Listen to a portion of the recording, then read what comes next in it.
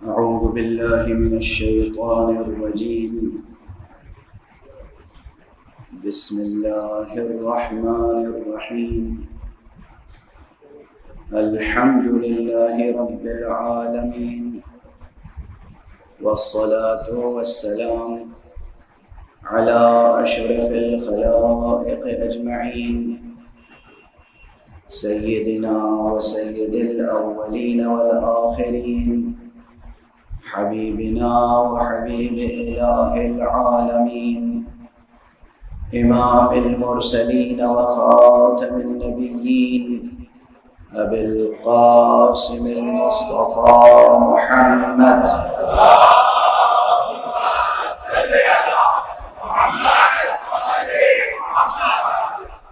وعلى أهل بيته الطيبين الطاهرين الهداة المهديين المعصومين المظلومين، واللعنة الدائمة على أعداء الحق والدين.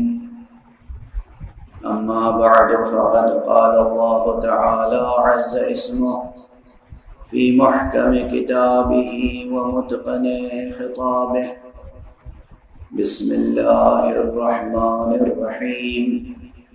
الله نور السماوات والأرض، مثل نوره كمشكاة فيها مصباح، المصباح في زجاجة، الزجاجة كأنها كوكب دري يوقد من شجرة مباركة زيتونة لا شرقية ولا غربية، يكاد زيتها يضيء ولو لم تمسسه نار، نور على نور. صدق الله العلي العظيم.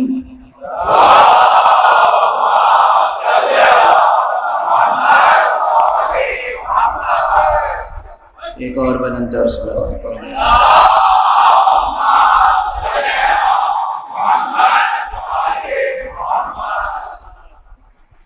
گزشتہ چند شبوں سے مسلسل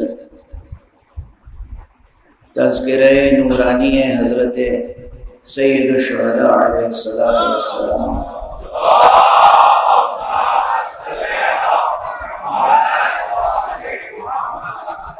ہو رہا ہے، لیکن بیشتر حصہ بیان کا تقریباً تمہیدی اور مقدماتی رہا، اور آپ حضرات کی بلند و بالا صلواتوں کے ساتھ میری کوشش یہ رہی کہ دل کی کلی کھلے، ذہن کی فضا روشن ہو،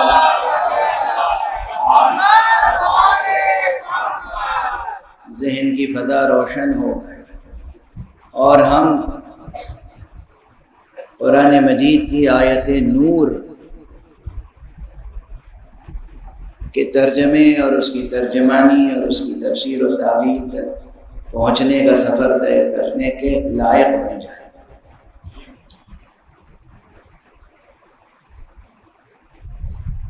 سورہ مبارکہ نور کی یہ آیت جو 35ویں آیت ہے، قرآن مجید کے استعاراتی نظام کا ایک حصہ ہے. اب یہ ذرا مشکل تعبیر ہو گئی. اب 2-3 دنوں سے بہت آسان گفتگو تھی، تو بعض میرے احباب ہیں جو آسان گفتگو کرتا ہوں تو وہ انہیں پسند نہیں آتی، وہ عادی ہو گئے ہیں اس انداز سے سننے کے. لیکن بہرحال آسان اور مشکل دونوں طرح سے بیان کو قبول کرنے کی کوشش کیجیے.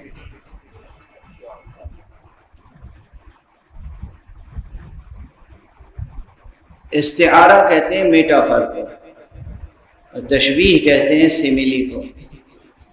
جب آپ کسی چیز کو کسی دوسری چیز سے مشابہ قرار دیتے ہیں، جب آپ کسی اپنے محبوب کو، معشوق کو کہتے ہیں کہ تمہارا چہرہ تو چاند کی طرح ہے، تو یہ ہے تشبیہ. اس میں جس کو تشبیہ دے رہے ہیں اس کا بھی ذکر ہے، جس چیز سے تشبیہ دے رہے ہیں اس کا بھی ذکر ہے، تو معلوم ہے کہ کیا کہہ رہے ہیں، تشبیہ دے رہے ہیں۔ استعارہ اس سے ایک قدم آگے ہے۔ استعارے میں یہ ہے کہ جس چیز کو تشبیہ دے رہے ہیں اس کا ذکر ہی نہیں کرتے، جس چیز سے تشبیہ دے رہے ہیں بس اسی کا ذکر کرتے ہیں، یہ ہو جاتا ہے استعارہ۔ اب اس کی تشبیہ و استعارے کی اور بہت سی قسمیں ہیں، ظاہر ہے کہ وہ ادب کی کلاسوں میں یا وہ ادب کی کتابوں میں دیکھ لیجئے گا۔ قرآن مجید میں تشبیہیں بھی آئی ہیں اور قرآن مجید میں استعارے بھی آئے ہیں۔ کس کو مثال کے طور پر پیش کر رہے ہیں، کس شے سے مثال دے رہے ہیں؟ قرآن مجید میں مثلا سورہ مبارکہ ابراہیم کی ایک آیت ہے، اور وہ یہ ہے کہ أَلَمْ تَرَ كَيْفَ ضَرَبَ اللَّهُ مَثَلًا كَلِمَةً طَيِّبَةً كَشَجَرَةٍ طَيِّبَةٍ، کیا تم نے غور نہیں کیا، کیا تم نے دیکھا نہیں کہ کیسے ہم نے کلمہ طیبہ کو شجرہ طیبہ سے مشابہ قرار دیا ہے، کس طرح ہم نے کلمہ طیبہ کی مثال دی ہے شجرہ طیبہ سے۔ أَلَمْ تَرَ كَيْفَ ضَرَبَ اللَّهُ مَثَلًا كَلِمَةً طَيِّبَةً كَشَجَرَةٍ طَيِّبَةٍ، کیا تم نے غور نہیں کیا کہ ہم نے کس طریقے سے کلمہ طیبہ کی مثال دی ہے شجرہ طیبہ سے؟ توجہ ہے، کلمہ طیبہ کی مثال دی ہے شجرہ طیبہ سے۔ ایک تو مثال دی اور پھر توجہ دلائی، غور کرو کہ ہم نے مثال دی ہے اور کیوں مثال دی ہے، اور سمجھ رہے ہیں؟ ایک ہے کلمہ طیبہ۔ اب یہاں ظاہر ہے مفسرین کے درمیان بہت اختلافات ہیں کہ کلمہ طیبہ سے مراد کیا ہے، لیکن اتنا ثابت ہے کہ کلمہ طیبہ سے یقیناً جتنی چیزیں بھی مراد ہوں مگر ایک چیز یقینی ہے، اور وہ ہے کلمہ مبارکہ لا الہ الا اللہ۔ اس کلمہ طیبہ کی مثال کس سے دی؟ شجرہ طیبہ سے۔ جس کی شان میں یہ کلمہ ہے وہ تو بے مثال ہے،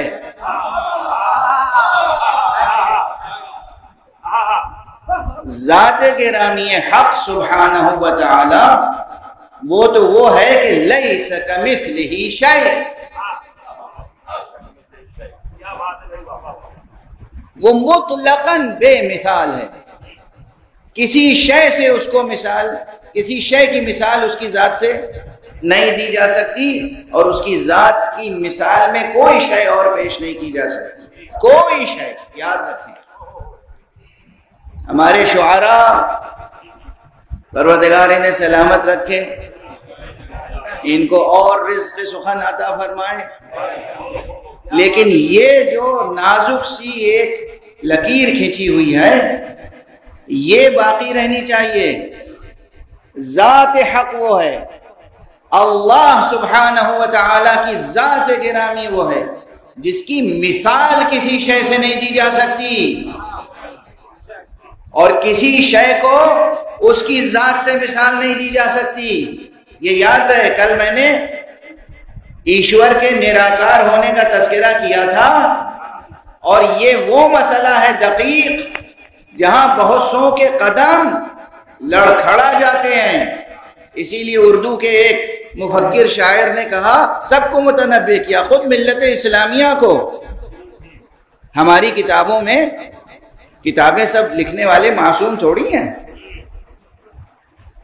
صرف اس پوری کائنات میں اگر کوئی ایک کتاب ہے جو ہر خطا سے مبرہ ہے، ہر تحریف سے مبرہ ہے، جس میں کوئی تحریف نہیں ہوئی، وہ بس ایک کتاب ہے، اور وہ ہے کتاب باری، قرآن مجید۔ قرآن مجید اللہ کی جانب سے نازل ہونے والی کتاب ہے، اور اس میں کسی قسم کی کوئی تحریف اور تبدیلی اور نعوذ باللہ خطا کا تو تصور ہی نہیں کیا جا سکتا۔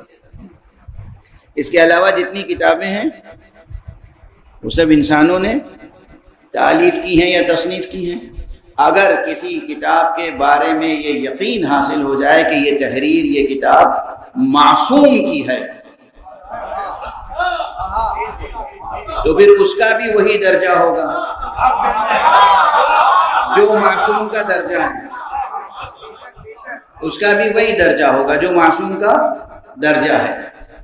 لیکن اگر کوئی کتاب خود معصوم نے بیٹھ کے اپنے قلم سے لکھی نہیں ہے، لکھی ہے وہ کتاب دوسروں نے، تو اس کتاب کو بھی ہم وہ درجہ نہیں دے سکتے، کیونکہ معصوم نے اپنے قلم سے بیٹھ کر خود نہیں تصنیف فرمائی یا تالیف فرمائی۔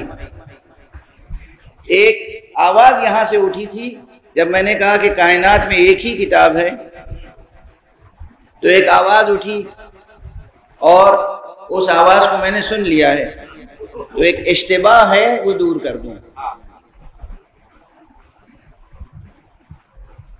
آپ حضرات ایک کتاب سے اور واقف ہیں جس کا نام ہے نہج البلاغہ۔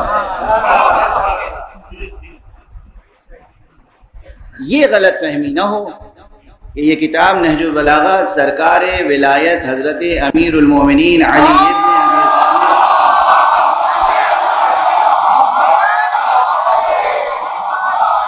ابی علیہ الصلاۃ والسلام نے اپنے دست مبارک سے بیٹھ کے شروع سے آخر تک پوری کتاب لکھی ہے، ایسا نہیں ہے جوانان عزیز، ایسا نہیں ہے۔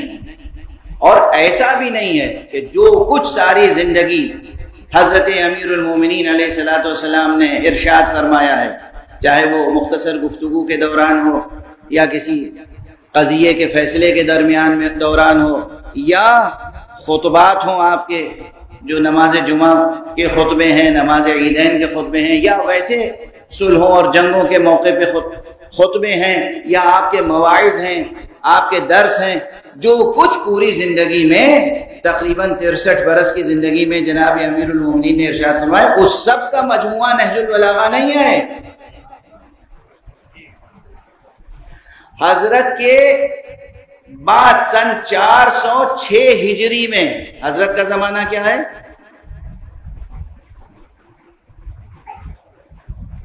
سن 40 ہجری میں جناب امیر المومنین علیہ الصلوۃ والسلام کی شہادت ہوئی۔ 40 ہجری 40، صرف 40۔ یہ کتاب کب کمپائل کی گئی؟ 406 یا اس کے آس پاس، کتنا زمانہ ہے درمیان میں؟ 400۔ وہ بھی علامہ سید شریف رضی نے ادبی نقطہ نظر سے حضرت کے طویل خطبوں میں سے، طویل گفتگوؤں میں سے منتخب کر کے کچھ چیزیں جمع کی ہیں۔ سمجھ رہے ہیں؟ میں مثال کے طور پر بلا تشبیہ، میں 1 گھنٹے تقریباً تقریر کرتا ہوں، اخبار میں رپورٹ جو آتی ہے اس میں میرے کئی جملے ہوتے ہیں؟ کتنے سینٹنسز ہوتے ہیں؟ وہ بھی ایز اٹ از نہیں ہوتے، یعنی میں تقریر کر رہا ہوں، مائک سے دور تک لوگ سماعت فرما رہے ہیں، یہ میڈیا کے ذریعے سے پہنچ رہا ہے، پھر بھی اخبار میں جو جملہ چھپے گا وہ جملہ میرے جملے سے مختلف ہوگا۔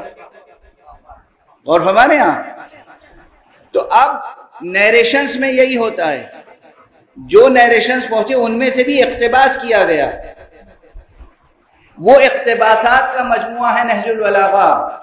تو اب نہج البلاغہ کے تعلق سے ایک بات ذہن میں رہے، کوئی نہج البلاغہ کو ظرف علم علی نہ سمجھے۔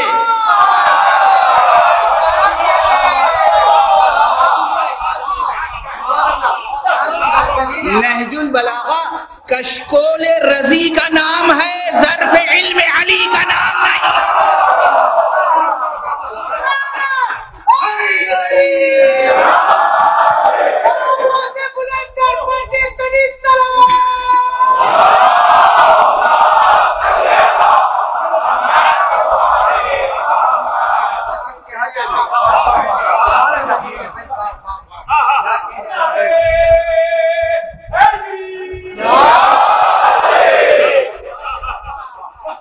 نہج البلاغہ، یہ جملہ اگر اب اسی جملے کی تشریح کرتا رہوں تو آج کی پوری مجلس ہو جائے گی، لیکن مجھے کچھ اور باتیں بھی عرض کرنی ہیں کہ نہج البلاغہ کشکول رضی کا نام ہے۔ کشکول کسے کہتے ہیں؟ گداگر، بھیکاری، وہ جو لے کر کاسا چلتا ہے، کاسہ گدائی، اسے کہتے ہیں کشکول۔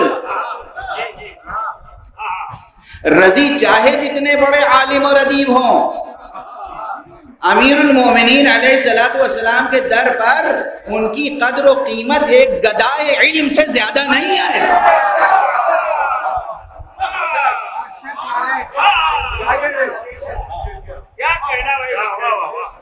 رضی ہوں، ان کے بڑے بھائی سید مرتضیٰ ہوں، یا کوئی بھی اپنے وقت کا بڑے سے بڑا عالم ہو، کوئی بھی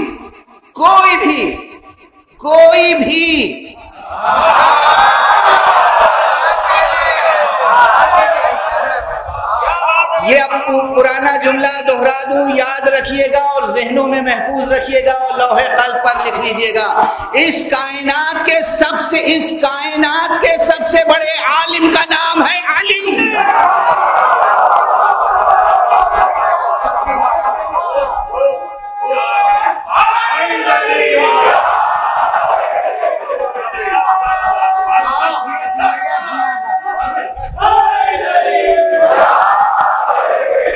اور قبل اس کے کہ سنبھل کے پورا کر لینے دیجیے جملہ، قبل اس کے کہ آپ غلو کا الزام لگائیں، ایک جملہ کہہ دوں، آپ کے تمام اعتراضات کا سد باب ہو جائے گا۔ اس کائنات کے سب سے بڑے عالم کا نام ہے علی، اور سب سے بڑے معلم کا نام ہے محمد۔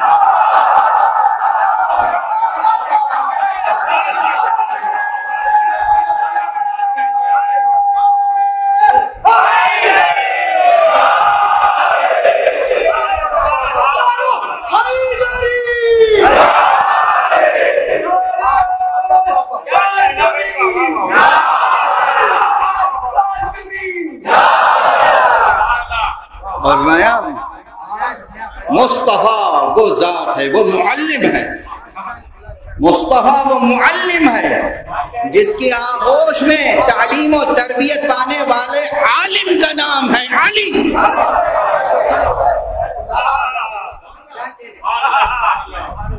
اور بس ہمارا تعلق اگر ان دو سے ہو جائے، ایک ہاتھ میں معلم کا دامن ہو، ایک ہاتھ میں اس عالم کا دامن ہو، تو بیک وقت شہر علم سے بھی رابطہ ہوگا، در علم سے بھی رابطہ ہوگا۔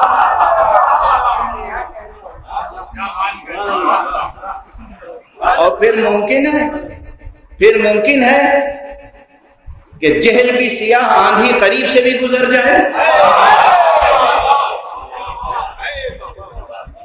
بہرحال تو نہج البلاغہ کتاب ہے، سید رضی کی تالیف ہے، ان کی ایڈٹ کی ہوئی کتاب ہے، بہت محترم کتاب ہے، مگر ظرف علم علی نہیں ہے۔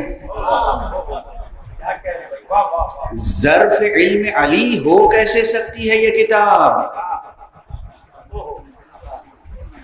علی کی ذات وہ ہے جسے قرآن مجید میں حق سبحانہ و تعالی نے کہیں کتاب مبین کہا ہے، کہیں امام مبین۔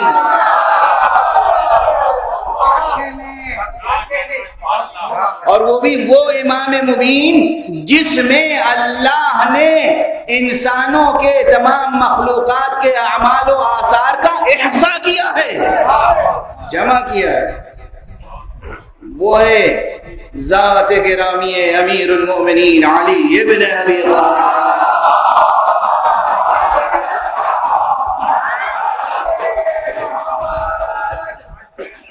بہرحال بات سے بات نکلتی چلی آتی ہے، تو جو عرض کرنا ہوتا ہے وہ جملہ بھی ادھورا رہ جاتا ہے۔ میں عرض تو یہ کر رہا تھا کہ قرآن مجید میں تشبیہیں بھی ہیں اور استعارے بھی ہیں، سیملیز بھی ہیں، میٹافرس بھی ہیں۔ یہ جو ہے آیت نور، اس میں بیک وقت تشبیہ بھی ہے اور استعارہ بھی۔ ادب اور بلاغت کی کتابوں میں بحثیں آتی ہیں تشبیہ مرکب کی، یعنی تشبیہ در تشبیہ در تشبیہ در تشبیہ تہدار تشبیہ، اسے کہتے ہیں تشبیہ مرکب، اور اگر تشبیہ میں استعارہ بھی قائم ہو جائے یا استعارے پر تشبیہ کی تعمیر ہو. اور ہمارے ہاں کیا ہے آیت؟ اللہ نور السماوات والارض، اللہ ہے آسمانوں اور زمینوں کا نور. اور مثال اب دی گئی اللہ کے نور کی. کیا مثال دی گئی؟ مثل نورہ کمشکات. یہاں مثال میں جو چیز بھی پیش کی گئی وہ ہے مشکات، لیکن مشکات حقیقی نہیں ہو سکتی، اس لیے معلوم ہوا کہ اس کی مثال جس چیز سے دی گئی وہ بجائے خود ہے استعارہ، اور پھر اس استعارے پر ایک اور تشبیہ مرکب کی تعمیر ہوئی. کس کے قلم میں طاقت ہے جو قرآن مجید کی اس تہدار تشبیہ اور استعارے پر مبنی آیت کا ترجمہ کر سکے اور اس کی تفسیر کر سکے؟ آسان ہے مرحلہ، ہاں کرتے ہیں لوگ ترجمہ، میں بھی عرض کروں گا، مگر پہلے مشکلات کو واضح کر دوں، پہلے مشکلات کو واضح کر دوں کہ کس چیز کا ترجمہ کرنے جا رہے ہیں، اور ترجمہ کرنے کا مقصد کیا ہوتا ہے. میں تقریر کر رہا ہوں، اگر کسی اور زبان میں کوئی اس تقریر کا ترجمہ کرے تو مقصد کیا ہوگا؟ مقصد یہ ہوگا کہ جو میں میسج دے رہا ہوں وہ میسج منتقل ہو جائے، یہی تو ہوگا، جو پیغام ہے وہ منتقل ہو جائے.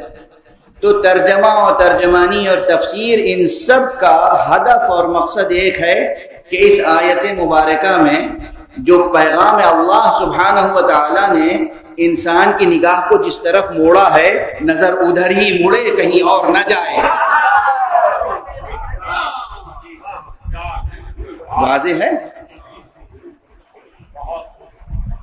جب کہا اللہ نور السماوات والارض، اللہ ہے آسمانوں اور زمینوں کا نور، تو فوراً توجہ سب کی گئی کس کی طرف؟ اللہ کی طرف. لیکن وہ ذات ایسی ہے جو نہ کسی کے دامن نگاہ میں سمٹ سکتی ہے، نہ دامن ذہن میں سمٹ سکتی ہے، نہ دامن خیال میں سمٹ سکتی ہے. ممکن نہیں ہے کہ اس کی ذات کا کوئی بھی تصور کسی ذہن میں آ جائے. جو چیز ذہن میں آ جائے گی وہ خدا نہیں رہ سکتی. اس لیے خدا کی طرف جتنی نگاہیں اٹھیں فوراً کا مثل نورہ کمشکات، اس کے نور کی مثال مشکات جیسی ہے. توجہ موڑی، توجہ موڑی تو جس طاق کی طرف، جس در کی طرف، جس دیوار کی طرف، جس بیت کی طرف نظر موڑی ہے وہیں جائے، کسی اور بیت کی طرف نہ جائے.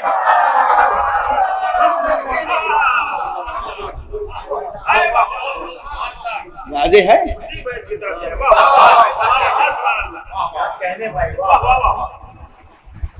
ترجمے اور ترجمانی اور تفسیر کا مقصد سمجھ رہے ہیں آپ؟ ورنہ معلوم ہے کہ ڈکشنری کھول کے بیٹھ گئے اور ڈکشنری میں ڈھونڈ رہے ہیں معنی. اب اتنی بار یہ جملہ کہہ چکا ہوں کہ دہراتے ہوئے مجھے شرم آتی ہے، مگر یہ بچوں کو یاد دلانے کے لیے کہہ لینے دیجیے. ڈکشنری میں کبھی میننگ نہیں ملتی. ڈکشنری میں کیا ملتا ہے؟ لفظ کے بدلے لفظ، میننگ نہیں ملتی. میں مثال دوں آج ایک نئی، روح، رے واو ہے روح. روح کے معنی ڈکشنری میں تلاش کرو گے مل جائیں گے. ڈکشنری میں روح ہے؟ روح تو آپ کے اندر ہے، روح تو آپ کے اندر ہے موجود. ڈکشنری میں روح نہیں ہے. ڈکشنری میں اس روح ورڈ کے بدلے کوئی اور ورڈ مل جائے گا. اسپرٹ، سول، نفس، وہ جوہر مجرد جو انسان کو ودیعت الہی ہوتا ہے، امر ربی، ہزار تشریحیں مل جائیں گی، مگر روح نہیں ملے گی. واضح ہے نا؟ اب بہرحال کوئی صاحب ڈکشنری لے کے بیٹھ جائیں اور اس میں تلاش کریں اللہ نور السماوات والارض مثل نورہ کمشکات. اب سب سے مشکل لفظ مثلا مشکات آیا تو ڈھونڈیں گے مشکات کے کیا معنی ہیں. مشکات کے معنی ہے طاق. دیواروں میں طاقچہ بنتا تھا نا، وہ بھی وہ طاق ایک ہوتا ہے، اب کیا کہیں، اپنی اردو زبان ہے، جھروکا، روشن دان، یعنی ادھر سے ادھر دیکھ سکتے ہیں، ادھر سے روشنی ادھر آ سکتی ہے، ہوا ادھر آ سکتی ہے، بیچ میں دیوار نہیں ہے۔ ایک یہ کہ نہیں، دیوار ہے اور دیوار میں بند طاق ہے جس پر چراغ رکھا جا سکتا ہو، اس کو کہتے ہیں مشکات۔ اور ایسا طاقچہ، ایسا طاق کہ جس میں ایک چراغ رکھا ہوا ہے، اور اس چراغ کیسا ہے کہ اس پر ایک فانوس ہے اور وہ فانوس چمک رہا ہے اس طرح جیسے موتیوں سے بنا ہوا ہو، اور وہ بھی اس طرح چمک رہا ہے کہ جیسے کوئی روشن ستارہ چمک رہا ہو۔ اب دیکھیے آپ، ایک تہ در تہ کتنی تشبیہیں ہیں، لیکن سب سے بڑا مسئلہ ہے کہ وہ طاق کون سا ہے جس پر وہ چراغ رکھا ہے جو اللہ کے نور کی مثال بن سکتا ہے۔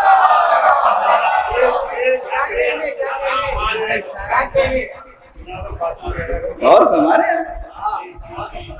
وہ کون سا طاق ہے جس میں وہ چراغ رکھا ہے، جس طاق کو، چراغ کو نہیں، جس طاق کو بشمول چراغ اللہ نے اپنے نور کی مثال کے طور پر پیش کیا ہے۔ تو توجہ اس گھر کی طرف رہے، اس در کی طرف رہے، اس دیوار کی طرف رہے، اس طاق کی طرف رہے، کسی اور طرف رخ کر کے کوئی زیارت نہ پڑھ لے۔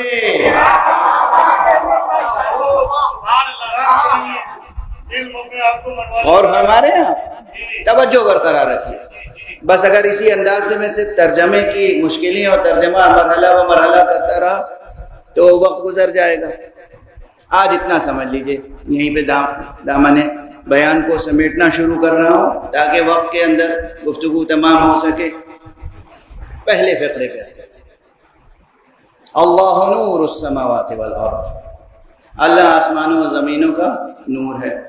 اب جو لوگ عربی زبان کے شجروں سے واقف ہیں کہ عربی میں کس طریقے سے ایک روٹ ورڈ سے بہت سے ورڈز بنتے چلے جاتے ہیں، کل ایک سعادت مند جوان نے مجھ سے یہ سوال کیا تھا۔ اور پھر جو ایٹیمولوجی ہے عربک ورڈز کی، اس سے آگے بڑھ کے پھر آتی ہے بلاغت کی بات، اور وہاں پر یہ مسئلہ کھڑا ہوتا ہے کہ کہاں پر مصدر اس میں فاعل کے معنی میں استعمال ہو جاتا ہے، کہاں مصدر اس میں مفعول کے معنی میں استعمال ہوتا ہے، یعنی لفظ ہے مصدر اور وہ استعمال ہو رہا ہے اس میں فاعل کے طور پر، لفظ ہے مصدر استعمال ہو رہا ہے اس میں مفعول کے طور پر۔ اشارہ کر رہا ہوں، یہ صرف جو حضرات ذوق رکھتے ہیں، جو حضرات ذوق نہیں رکھتے ہیں، بہرحال کوئی جملہ جب کان میں پڑتا ہے اور ذہن تک پہنچتا ہے تو کوئی نہ کوئی اس کا اثر ہوتا ہے۔ سن لیجئے آپ، تو یہاں پر بعض مفسرین کی ایک رائے یہ ہے کہ جو کہا گیا اللہ نور السماوات والارض، اللہ آسمانوں اور زمینوں کا نور ہے، یہاں لفظ نور سے مراد دراصل منور ہے، یعنی اللہ آسمانوں اور زمینوں کو روشن کرنے والا ہے۔ اللہ، اہل ظاہر کو یہ تفسیر زیادہ پسند ہے، اہل باطن کی باتیں الگ ہیں۔ اللہ آسمانوں اور زمینوں کو، اللہ اس پوری کائنات کو، اللہ اس عرصہ ممکنات کو روشن کرنے والا ہے، منور ہے۔ نور یہاں بمعنی منور ہے۔ ایک رائے یہ عرض کر رہا ہوں، تو وہ ہر شے کو جس کو جیسے نور کی ضرورت ہوتی ہے اس کو ویسا نور فراہم کرتا ہے۔ دن کو روشن کرنے کے لیے سورج کا چراغ جلا دیتا ہے، رات کو روشن کرنے کے لیے چاند کو روشن کر دیتا ہے، مادی دنیا کو روشن کرنے کے لیے مادی نور خلق کرتا ہے، لیکن روحوں کو روشن کرنے کے لیے وہ مجرد نور خلق کرتا ہے۔ اس مجرد نور میں کسی کا نام مصطفیٰ ہے، کسی کا نام مرتضیٰ ہے، کسی کا نام حسین سید الشہداء۔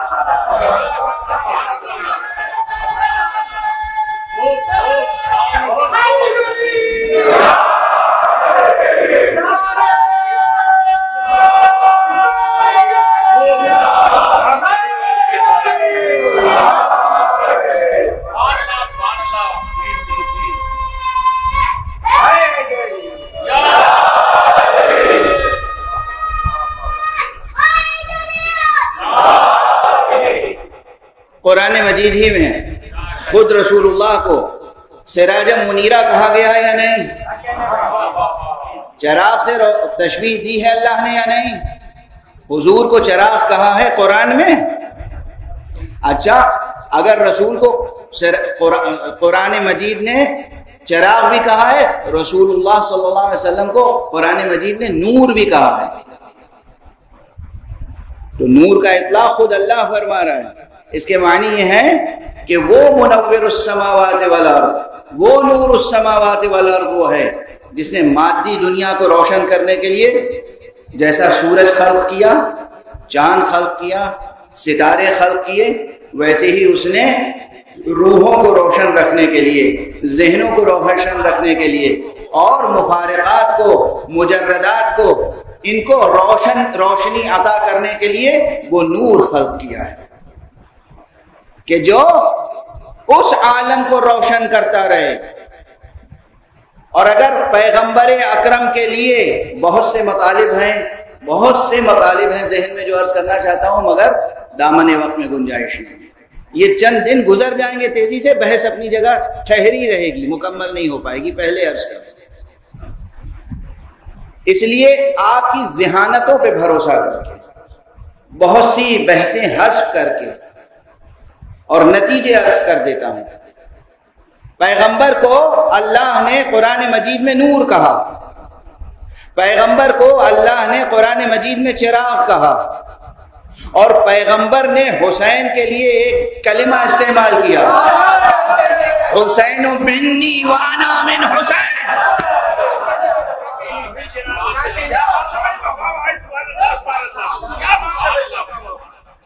اب اگر حضور کی ذات گرامی بنفس قرآن نور ہے، اگر حضور کی ذات گرامی بنفس قرآن چراغ ہے، تو مجھے کہنے میں کوئی تعمل ہے؟ کسی اور سے سند چاہیے، دلیل چاہیے، برہان چاہیے؟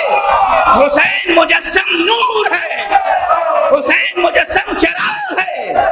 اگر زندگی میں کامیابی حاصل کرنی ہے تو حسین کے انوار کی روشنی میں زندگی بسر کرو، اور حسین کے اقدار کے ساتھ ساتھ زندگی بسر کرو۔ صلوات پڑھ دیں محمد و آل محمد۔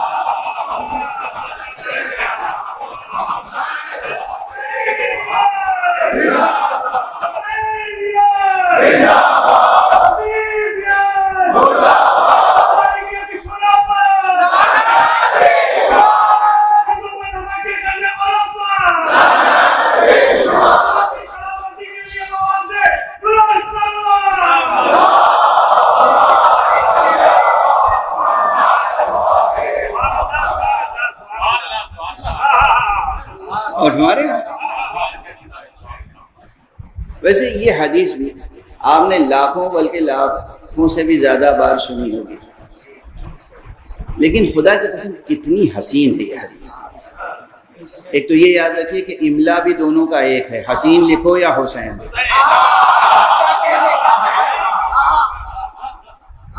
اے سین یہ نون، حسین لکھو یا حسین۔ اب یہ تمہارے ذوق پر ہے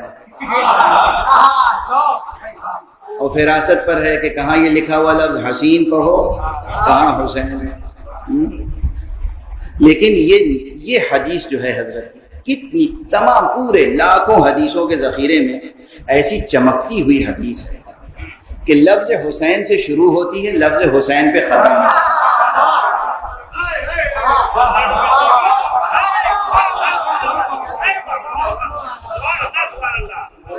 قربان ہو جائے پوری کائنات کی فصاحت و بلاغت کلام مصطفیٰ صلی اللہ علیہ وآلہ۔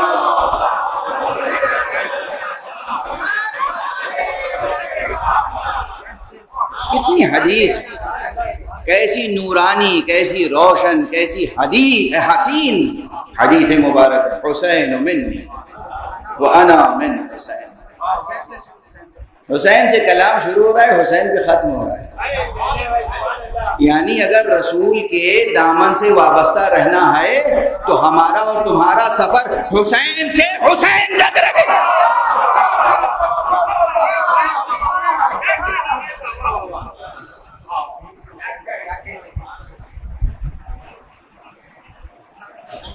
آپ کی ذہانتوں پہ رشک آتا ہے، دل سے دعائیں نکلتی ہیں، اور ان لوگوں کی ذہنیتوں پہ افسوس ہوتا ہے جو یہ باتیں سمجھ نہیں پاتے۔ ایک صلوات پڑھ دیجیے محمد والے۔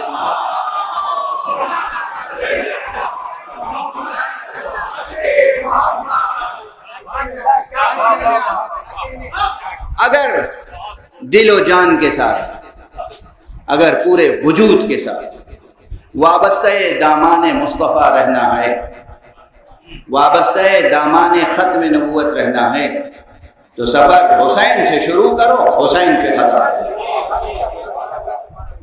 حسین سے حسین تک سفر رہنا چاہیے۔ یہ وہ سفر ہوگا جو بالکل انوار حسینی میں ہوگا۔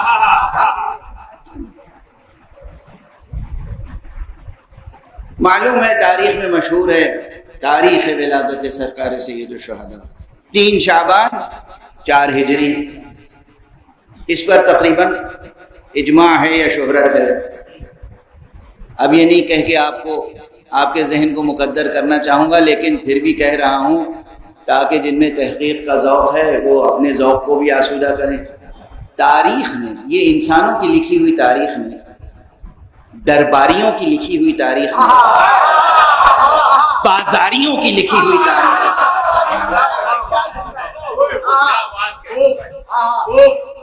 اس تاریخ نے اللہ اور اللہ والوں کے ساتھ ہمیشہ خیانت کی ہے، حق ادا نہیں کیا، حق ادا نہیں کیا۔ تو سرکار سید الشہداء کی شخصیت ہو یا خود رسول اللہ صلی اللہ علیہ وآلہ وسلم،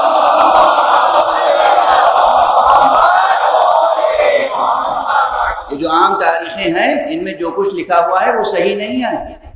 نہ جانے کتنے حالات، مناقب، فضائل چھپائے گئے، نظر انداز کر دیے گئے، لکھے نہیں گئے، اور کتنے فضائل کو حضرت کے اور آپ کے اہل بیت کے فضائل کسی اور سے منسوب کر دیے گئے۔ ارے کتنے جملے، کتنے کلمات، کتنے خطبے اہل بیت کے دوسروں کے نام سے منسوب ہیں۔ مشکل یہی ہوتی ہے جسے کچھ نہیں آتا وہ دوسرے کے جملے رٹھی کے تو سنا سکتا ہے نا۔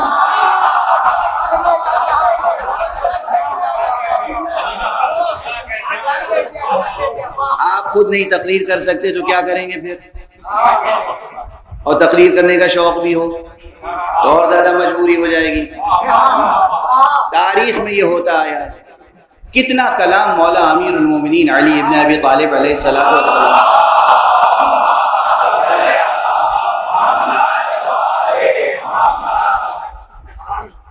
ایسوں کے نام سے منسوب کیا گیا جنہیں ہاتھ میں قلم پکڑنے کی تمیز نہیں تھی، جنہیں منبر پہ بیٹھنے کی تمیز نہیں تھی، جن کا لہجہ درست نہیں تھا، نہ جانے کتنے گونگوں اور ہکلوں کے نام فصاحت و بلاغت کے دیوان کر دیے گئے۔ اور ہمارے یہاں یہ ظلم و ستم ہوا ہے۔ چنانچہ تاریخ اہل بیت تلاش کرنے اور صحیح مطالب کو حاصل کرنے کے لیے بہت عرق ریزی کرنی پڑتی ہے، بہت راتوں کو آنکھوں میں کاٹنا پڑتا ہے، آنکھوں کے تیل سے چراغ روشن کرنا پڑتا ہے، بہت محنت کرنی پڑتی ہے۔ تو یہ جو تاریخیں ہیں نا، ولادت کی تاریخیں، کسی بھی معصوم کی ولادت کی تاریخ پر اتفاق رائے مورخین کو نہیں ہے، کتنے اقوال موجود ہیں، مل جاتے ہیں، لیکن بہرحال مشہور اور ہمارے یہاں مقبول تاریخ یہی ہے کہ 3 شعبان سن 4 ہجری حضرت سید الشہداء امام ابو عبداللہ الحسین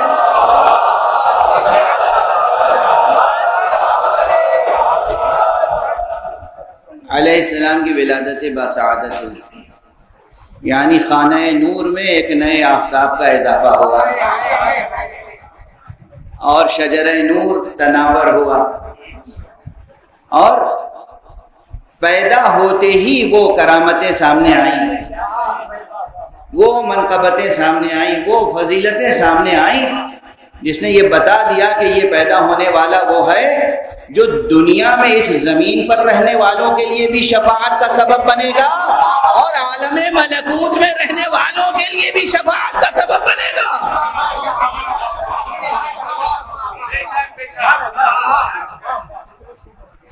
کسی فرشتے کو بھی اگر شفاعت مطلوب ہو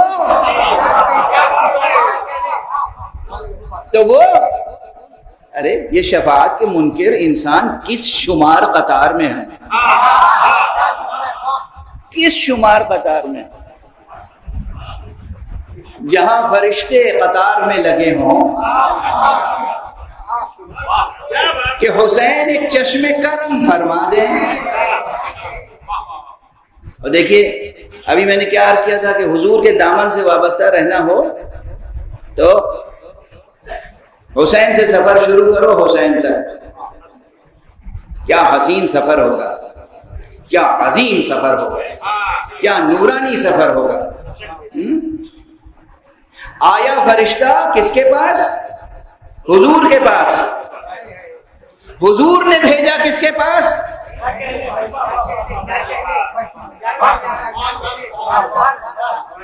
فرشتہ آیا تھا سرکار رحمت للعالمین کی بارگاہ میں۔ اچھا اگر دقت نظر سے آپ حدیثوں کو پڑھیں، صحیح السند حدیثیں، وہ حدیثیں جو ثقات نے نقل کی ہیں، وہ حدیثیں جو معتبر روایتوں سے ہیں، جو حسن ہیں ان کی روایتیں اور اسناد، ان روایتوں میں ایک ذخیرہ ہے بہت بڑا جس میں اس طرح کی مثالیں موجود ہیں۔ کوئی پوچھنے آیا کوئی سوال، حضور تشریف فرمائیں، امیر المومنین تشریف فرمائیں، حضرت حسن تشریف فرمائیں، حضرت امام حسین تشریف فرمائیں، وہ آیا حضور کے پاس سوال کرنے اور حضرت نے اپنے نواسوں میں سے کسی کی طرف اشارہ کر دیا، کہا ان سے پوچھ لو۔ اب وہ حیرت سے دیکھ رہا ہے، اس کی آنکھیں واقعی حیران ہو رہی ہیں، بچے کو دیکھ رہا ہے، اس کی حیرت دیکھ کے کبھی اس شہزادے نے کبھی اس شہزادے نے خود ہی کہا حیرت کس بات کی ہے، تم سوال کرو یا میں یہ بھی بتاؤں کہ سوال کیا ہے تمہیں۔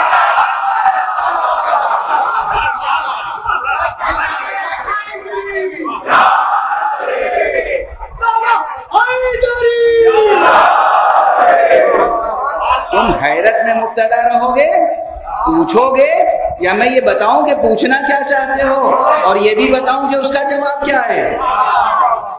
ایسی بہت سی روایتیں ہیں معتبر سندوں سے، سمجھ میں آپ؟ تو یہ جملہ یوں ہی نہیں کہ کوئی جناب خطیبانہ مبالغہ تھا، یہ تو ایسے ہی غلو کرتے ہیں، نہیں یہ غلو نہیں ہے، یہ خطیبانہ تعبیر نہیں ہے۔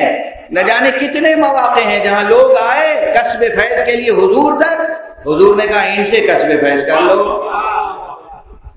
تو یہاں فرشتہ آیا اور وہ بھی سید الملائک کے ساتھ، جبرائیل لے کے آئے ہیں فطرس کو اور حضور کی خدمت میں پیش کیا۔ حضور نے کہا کہ لے جاؤ گہوارے حسین کے پاس۔ اگر فطرس کو گہوارہ حسین کے پاس جا کر مراد مل سکتی ہے تو ہمیں بھی ذریع ہے حسین کے پاس جا کر۔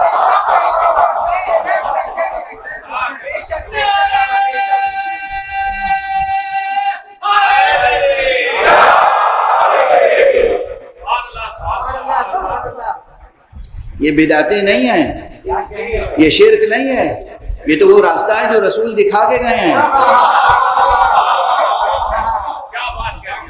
اب جو لوگ رسول کی بات نہ ماننے کے شروع سے عادی ہوں انہیں آج ہم کیسے سمجھا سکتے ہیں؟ صلوات پڑھ دیں محمد و آل محمد۔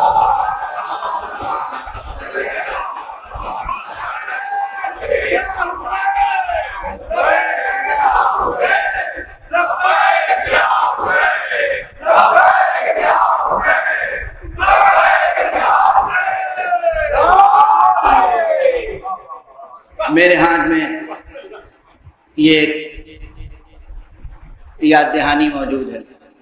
جیسے ہی ممبر پہ آیا تھا تو بچے نے مجھے یہ دے دی تھی. یہ بڑی اہم تحریک ہے.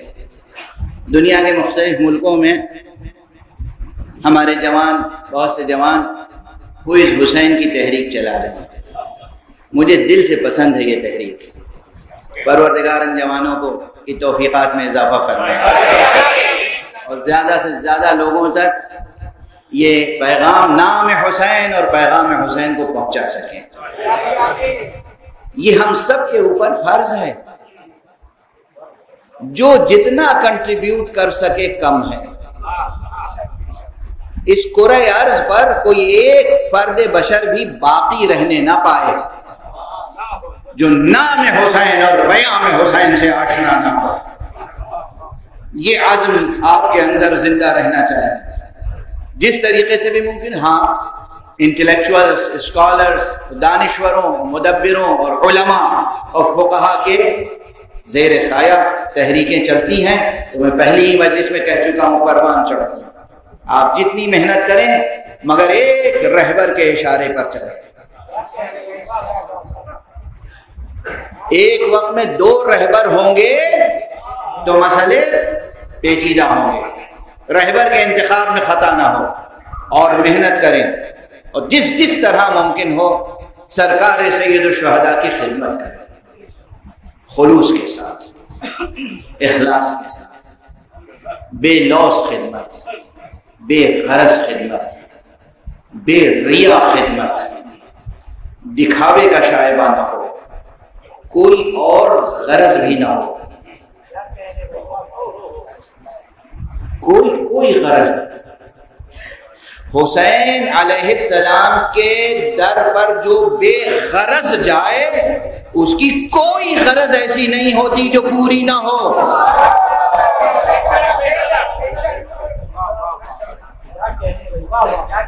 یہ یاد رکھو، بھروسہ رکھو خدا پر. آج ایک بہت اہم مطلب، علمی مطلب عرض کرنا چاہتا تھا لیکن وہ بھی رہ گیا. پھر بھی بہت خوشردہ مختصر چند جملوں میں کہوں گا، لیکن یاد رکھیے گا آپ کا وہ ذہن جو نور ولا سے منور ہے وہ خود اس کی تفصیلات انشاءاللہ سمیٹ لے گا اپنے دامن میں. یہ جو کیمپ لگا رہے ہیں بہرحال یہ غالباً بلڈ ڈونیشن کیمپ ہے. بعض حضرات اس کی مخالفت کرتے، نہیں، مخالفت نہ کیجیے. آقا حسین علیہ السلام کے نام پر اگر بلڈ ڈونیشن کیمپ لگتا ہے تو اس میں بھی ضرور شرکت کیجیے جو لوگ شرکت کر سکتے ہیں. نہیں، آقا حسین کے نام پر ہر وہ کام جو تعمیری ہو، جو کنسٹرکٹیو ہو، کلچرل ہو، ایجوکیشنل ہو، جس طرح کے پرامن کام ہو، ان سب میں آپ کو حصہ لینا چاہیے، جو شخص بھی حصہ لے سکتا ہے. یہ بے غرضی کہاں سے پیدا ہوتی ہے؟ کیسے پیدا ہوتی ہے؟ کیسے انسان کیسے بے غرض ہو سکتا ہے؟ ایک مثال دے دوں، حالانکہ مجلس بالکل تمام ہو چکی ہے لیکن اب زبان پہ مثال آ رہی ہے تو سن لیجئے. میں لندن سے آیا ہوں، مہمان ہوں اور ایک ذمہ دار شخص کا مہمان ہوں. ایک ذمہ دار شخص کا مہمان ہوں تو پھر مجھے کوئی پریشانی لاحق نہیں ہوگی کہ بھئی وہاں اس چیز کی بھی ضرورت ہوگی، رہنے کے لیے کمرہ بھی چاہیے، سونے کے لیے بستر بھی چاہیے، تکیہ کرنے کے لیے کوئی مضبوط دیوار بھی چاہیے، گرمی سے بچنے کے لیے سائبان بھی چاہیے، اور جسم کی بھوک مٹانے کے لیے غذا بھی چاہیے، استراحت کے لیے آرام بھی ضروری ہے، آرام کی جگہ چاہیے، آرام کے وسائل چاہیے، مجلس جہاں ہے وہاں پہنچنے کے لیے سواری بھی چاہیے، اور بس آپ جانتے ہیں کتنی ضرورتیں ہیں. اگر میں ہر ضرورت کسی پہ بھروسہ نہ کروں، خود ہی پورا کرنے کی کوشش کروں، ہر ضرورت ہو، انجام کیا ہوگا؟ آخر کیا ہوگا؟ ایک پریشان نظری، پریشان خاطری، دل پریشان، ذہن پریشان، وجود پراکندہ ہو کے رہ جائے گا۔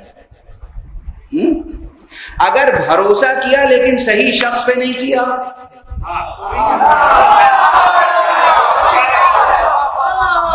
تو بھی نتیجہ کیا ہوگا؟ اس سے بھی بدتر۔ لیکن اگر بھروسہ کیا اور صحیح ذمہ دار شخص پر بھروسہ کیا تو اب کوئی فکر ہی نہیں ہے، کوئی فکر نہیں ہے۔ اور ہمارے ہاں بس یہ بہت بڑی مثالیں دوں تو پورے 1 گھنٹے کا لیکچر صرف اسی عنوان پر ہو جائے، لیکن اگر کسی ذمہ دار ذات پر بھروسہ کیا تو پھر کوئی پریشانی نہ دل کو لاحق ہوگی نہ ذہن کو۔ اسی لیے اللہ نے نبیوں کو بھیجا اور اماموں کو بھیجا اور کلمہ توحید سے آشنا کیا۔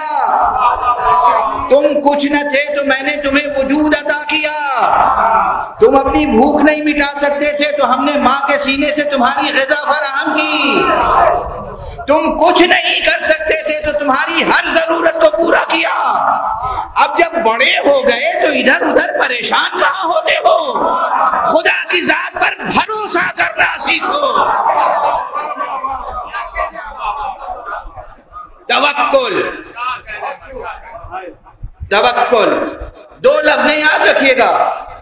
توحید کا نظریاتی پورا نظام اس لیے انٹروڈیوس کیا گیا تاکہ عملی طور پر توکل اختیار کر سکیں۔ جس کی زندگی میں توکل نہیں ہے وہ اہل توحید نہیں ہو سکتا۔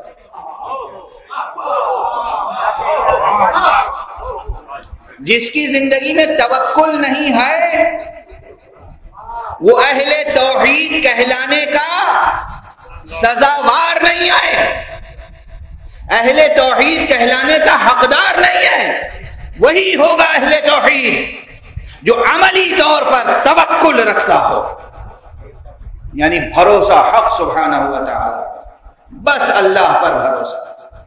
جو اللہ پر بھروسہ رکھتا ہو اور توکل رکھتا ہو اسی کی یہ شان ہوتی ہے کہ دنیا و ما فیہا سے بے نیاز ہوتا ہے، اور پھر کوئی بھی مقابلے پر آئے اگر اس سے بیعت طلب کرتا ہے تو ایک ہی جملہ کہتا ہے، ان مثلی لا یبایع مثلہ، مجھ جیسا اس جیسے کی بیعت نہیں کرتا۔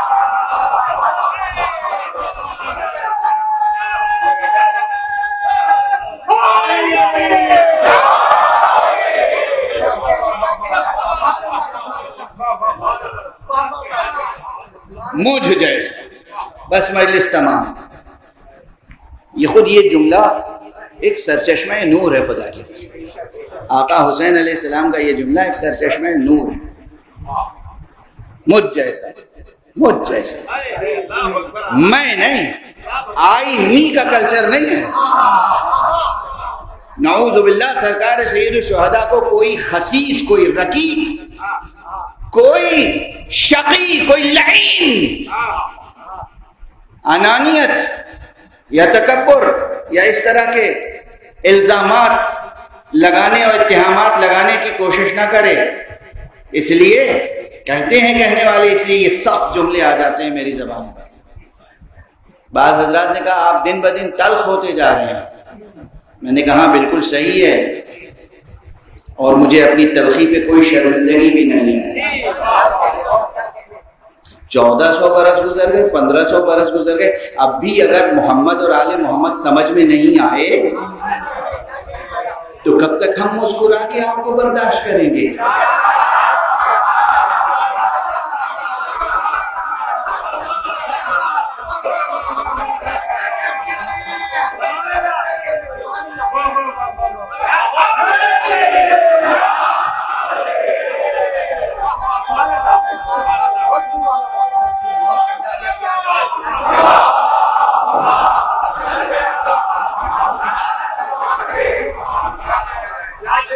اتنا زمانہ گزر گیا ابھی سمجھ میں نہیں آیا۔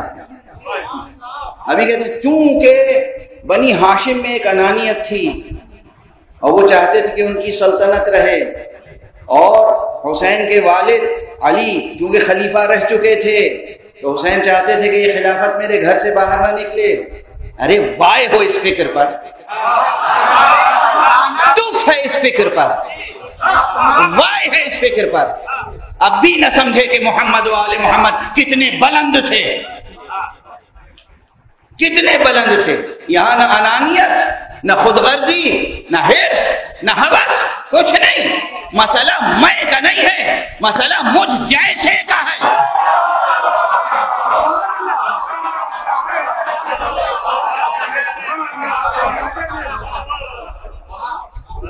مجھ جیسا سمجھنا ہو، یہ مجھ جیسا کیا مطلب، مجھ جیسا کیا مطلب؟ پھر پلٹ کے جاؤ، حسین منی وانا من حسین.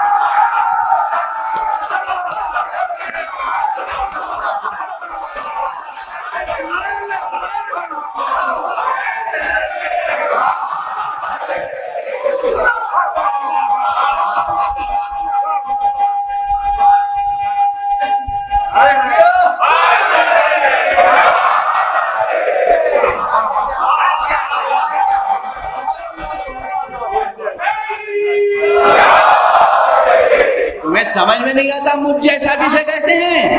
مجھ جیسا یعنی محمد، مجھ جیسا یعنی علی، مجھ جیسا یعنی حسن، مجھ جیسا اس جیسے کی بیعت نہیں کر سکتا. ممکن نہیں ہے. کس سے بیعت لینا چاہتے ہو؟ وہ جس کے لیے رسول نے کہا سیدہ شباب اہل الجنہ، یہ جنت والوں کے سید و سردار ہیں. سید و سردار سے بیعت لے کے بھی تم جنتی رہ جاؤ گے.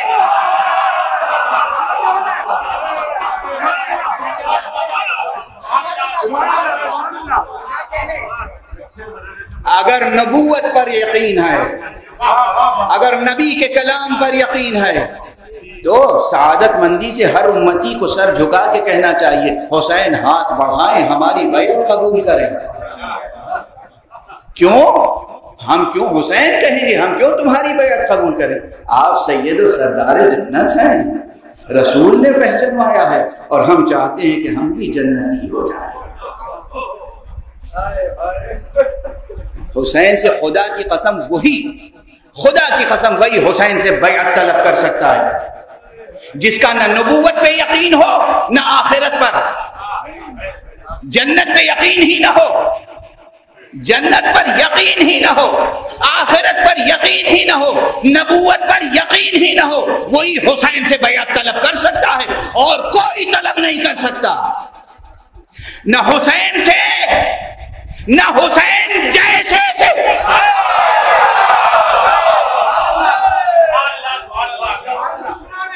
بس گفتگو تمام، گفتگو تمام.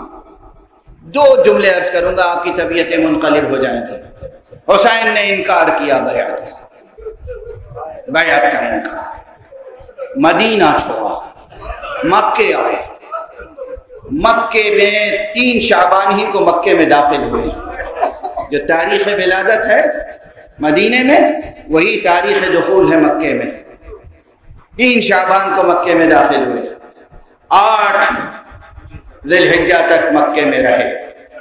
8 ذی الحجہ کو سرکار سید الشہداء نے ایک مرتبہ حج کو عمرے سے بدل دیا. منا کو چھوڑ کر رشک منا کربلا کا سفر کیا. سفر حسین کا جاری تھا. بس 2 جملے. آقا کا سفر جاری تھا کہ راستے میں کوفے کی طرف سے آتے ہوئے 2 شخص نظر آئے. آقا نے اپنے اصحاب سے کہا عباس، بیٹا علی اکبر، ذرا آگے بڑھو، دیکھو کون آ رہا ہے، انہیں میرے قریب لے آؤ. آنے والے 2 شخص قبیلہ بنی اسد کے تھے. آتے ہی انہوں نے سرکار سید الشہداء کے روئے مبارک کو دیکھا، روئے مبارک کو، اور ان کی آنکھوں میں آنسو، چہرے پر پریشانی کے آثار. آقا نے کہا کہاں سے آ رہے ہو؟ کہا سرکار کوفے سے. کوئی خبر ہے؟ کہاں ہے تو مگر سب کے سامنے نہیں ہے. نہیں اطمینان رکھو، یہ سب ہمارے دل و جگر کے ٹکڑے ہیں، جو کہنا ہو کہو۔ کہا آقا کیا بتاؤں، جب مدینے سے چل رہا تھا، جب مکے سے، جب کوفے سے نکل رہا تھا، تو آپ کا سفیر محترم اس کے پاؤں میں رسیاں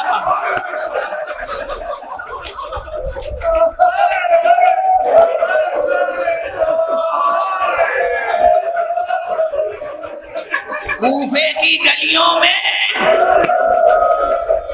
بے ادبی کی جا رہی تھی۔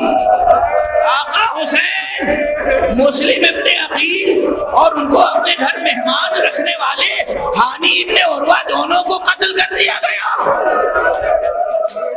اجرکم علی اللہ۔ آوازیں بلند ہیں، مجلس کا وقت تمام ہو چکا ہے، بس ایک جملہ عرض کروں گا۔ اقدار حسین، اقدار حسین، ویلیوز، مورل ویلیوز۔ بات پریشانی کی تھی، سنو کیسی پریشانی ہو۔ پریشانی سب سے پہلے کس کا خیال آیا حسین کو؟ سنا، اور اس کے بعد فوراً خیمے میں گئے مسلم کی یتیم بچیوں کو۔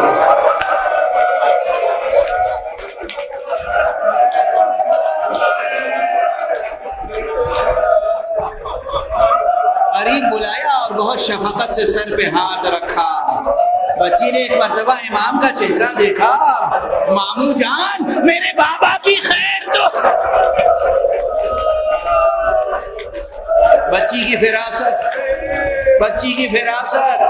سرکار سید الشہداء نے بچی کو تسلی دی، سینے سے لگا لیا۔ سگی بھانجیاں ہیں، سگی بھانجیاں ہیں۔ جناب مسلم نے عقیل کی زوجہ مبارکہ امیر المومنین کی بیٹی ہیں، جن کا نام بھی رقیہ تھا۔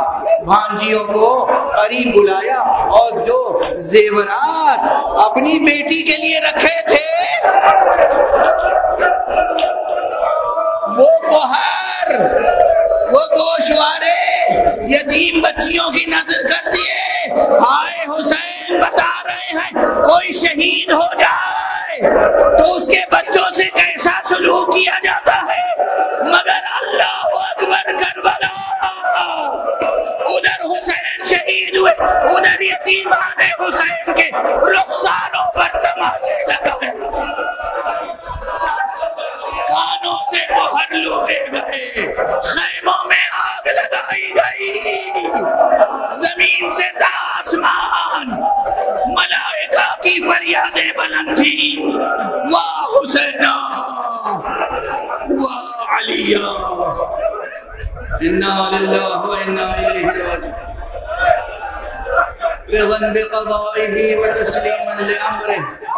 پروردگار علوم قرآن اور معارف اہل بیت سے آشنا فرما۔